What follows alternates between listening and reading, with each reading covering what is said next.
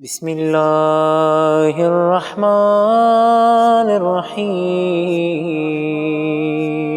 اللہم صل علی محمد وآل محمد۔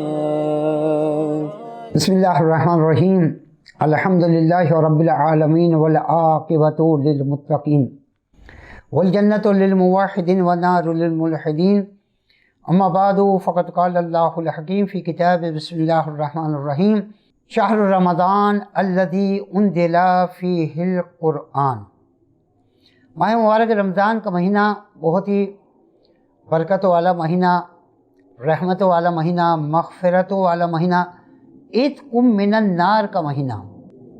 یہ مہینہ اپنے ساتھ کتنی برکتیں لے کر آیا، کتنی رحمتیں لے کر آیا، اور مغفرت کا دروازہ جو ہے پروردگار عالم کی طرف سے مسلسل کھلا ہوا ہے۔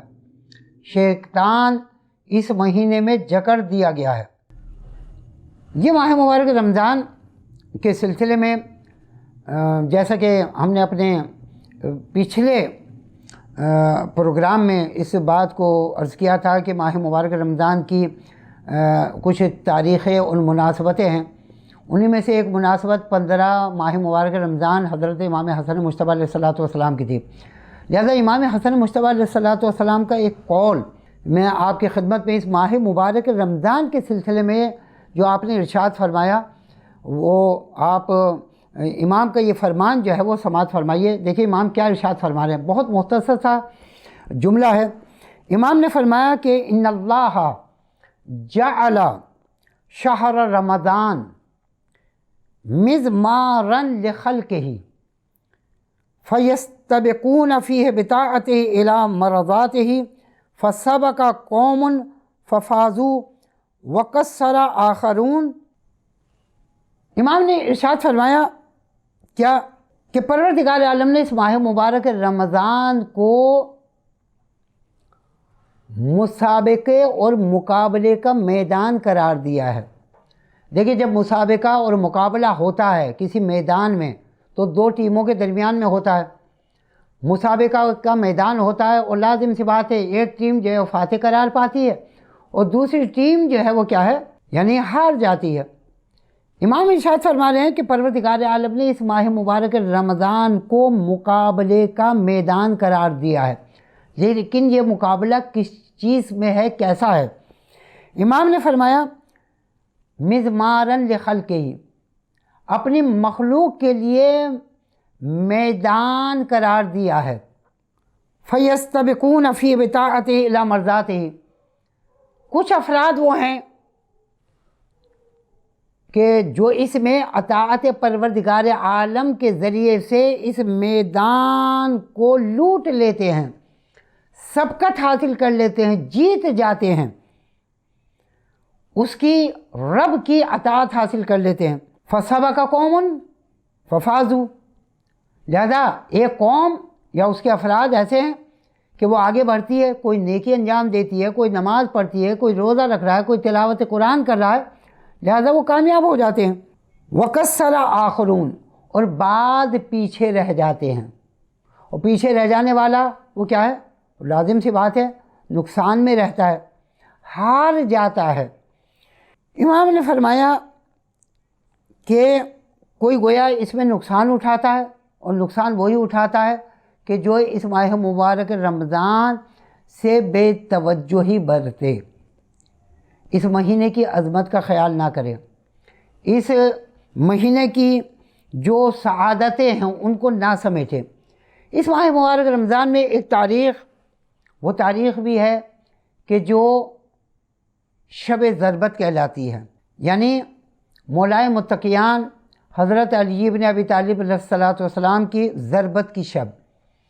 اور شاعر نے کیا خوب اس مقام پر کہا کہ کثیرہ میسر نہ شد این سعادت بے کعبہ ولادت بے مسجد شہادت۔ علی ابن ابی طالب کی زندگی کو کس طریقے سے بیان کیا جا سکتا ہے، وہ زبان قاصر ہے کہ آپ کے فضائل، کہ کعبے میں آپ کی ولادت ہوئی اور مسجد کوفے میں شہادت ہوئی۔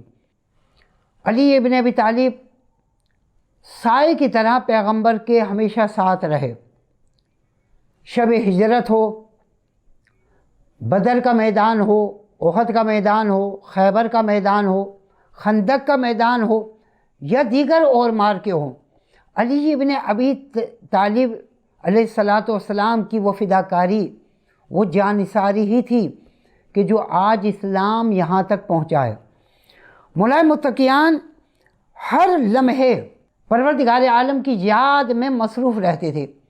کیا کہنا اس شخصیت کا کہ جس کی جنگ خندق میں ایک ضربت، کہ پیغمبر نے فرمایا تھا کہ ضربت علی یوم الخندق افضل من عبادت الثقلین، جس کی ایک ضربت ثقلین کی عبادت پر بھاری ہو۔ ایک ضربت، یعنی آپ یہ سوچئے کہ وہ ایک ضربت میں کتنا خلوص ہوگا، یعنی جس کی ایک ضربت ثقلین کی عبادت سے بھاری ہو تو اس کی عبادت کا کوئی کیا احسا کر سکتا ہے؟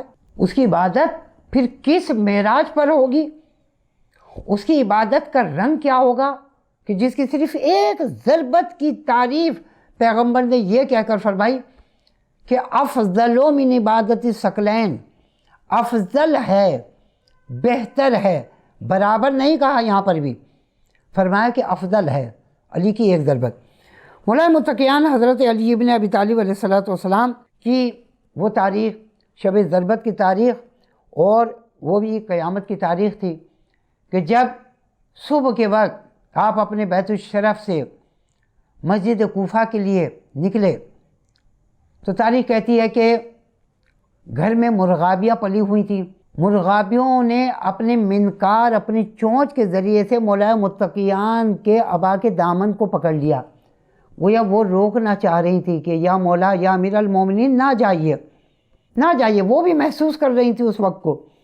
تو ایک مرتبہ مولائے متقیان نے حضرت ام کلثوم سلام اللہ تعالی علیہا سے فرمایا کہ بیٹا یہ پرندے، ان جانوروں کا خیال رکھا کرو، انہیں ان کے پانی و دانے کا جو ہے وہ خیال رکھنا، ان کے دانے پانی کا خیال رکھا کرو۔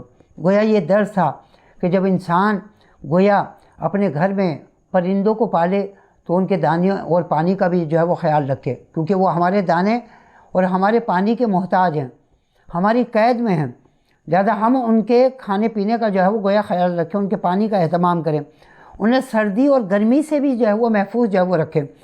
مولائے کائنات نے یہ فرمایا اور پھر مسجد کوفہ کی طرف تشریف لے گئے اور عبادت میں مشغول ہو گئے۔ عبد الرحمن ابن ملجم ملعون کہ جو اس انتظار میں تھا کہ علی ابن ابی طالب عبادت میں مصروف ہوں اور جیسے سجدے میں اپنی پیشانی کو رکھیں، اور تاریخ کہتی ہے کہ جیسے ہی مولائے متقیان نے اپنے سر اقدس کو، اپنی پیشانی کو عبادت کے لیے پیشانی کو جھکایا تو یہ ملعون فوراً تلوار کو لہراتا ہوا آیا اور مولائے متقیان کے ضربت جو ہے وہ لگائے، اور اس وقت جو ہے مولائے کائنات نے فرمایا تھا کہ فزتو بے رب الکعبہ، اور کہیں پر فزتو و رب الکعبہ بھی ہے کہ رب کعبہ کی قسم علی کامیاب ہو گیا۔ گویا عبد الرحمن ابن ملجم کو اور ہر ظالم کو کہ جو اس شہادت مظلوم کرب و بلا میں ملوث، اسے بھی پیغام دیا کہ تم یہ سمجھ رہے ہو کہ علی کو زہر سے بھجی ہوئی تلوار سے مار کر تم کامیاب ہو جاؤ گے، نہیں، علی یہ ضربت کھا کر بھی اپنی کامیابی کا اعلان کر رہا ہے کہ رب کعبہ کی قسم علی کامیاب ہو گیا۔ علی نے کعبے میں ولادت سے لے کر اور مسجد میں ضربت کے وقت سے لے کر جتنا بھی عرصہ حیات تھا مولائے کائنات کا، ایک ایک لمحہ، اس ایک ایک لمحے کی ورگردانی فرما کر اپنی حیات طیبہ کے ایک ایک رخ کو دیکھ کر پھر یہ جملہ فرمایا کہ فزت برب الکعبہ، رب کعبہ کی قسم علی کامیاب ہو گیا۔ اور اس ماہ مبارک رمضان میں شبہ قدر میں گویا وہ شب بھی آتی ہے، ایک 21 کی شب ہے، شب قدر کی شبوں میں اہم ترین شب ہے، اور پیغمبر نے فرمایا کہ تاک راتوں میں شب قدر کو تلاش کرو۔ تاک راتیں کون سی ہیں؟